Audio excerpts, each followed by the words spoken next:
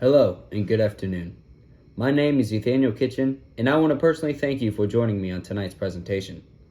Now, we will be discussing very serious and tragic issues tonight on this program, so as a warning, viewer discretion is advised. Enjoy. Line dancing. Everywhere you go.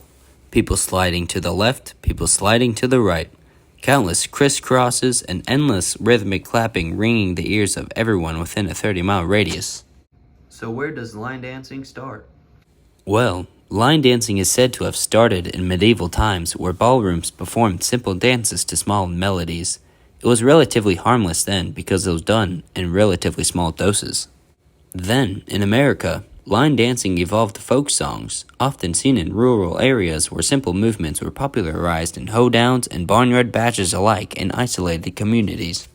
However, these primitive forms of line dancing required at least a small sliver of talent and know-how so that just regular everyday people cannot master it on their first try. But all that changed.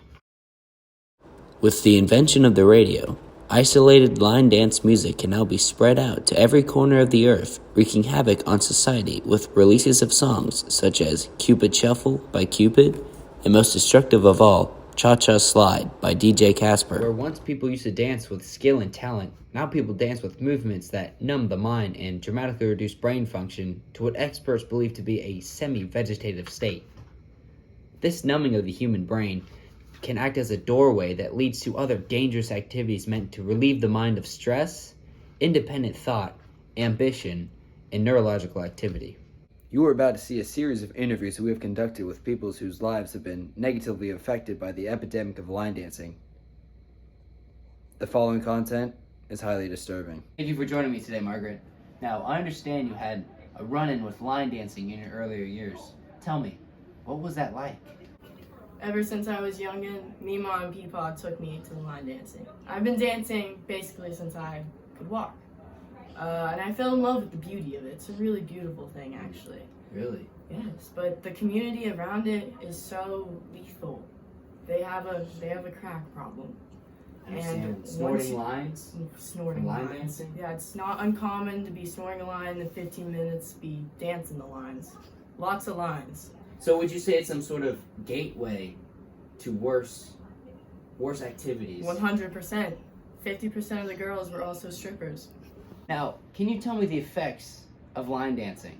So when I was in line dancing, it was like a state of peace. I felt calm, and crack was also another escape that gave me that same feeling, and so it's very easy to get addicted. Now, why is that? Is that because of line dancing's mind-numbing properties? Definitely, 100%.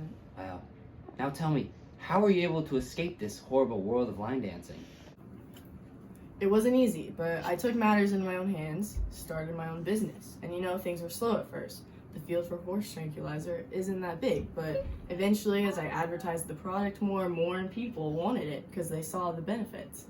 And that's why I was able to finally grow my business, and now here we are. And escape the world of line dancing. It was my escape, ultimately. I don't know what I would do without horse tranquilizer. That's just amazing.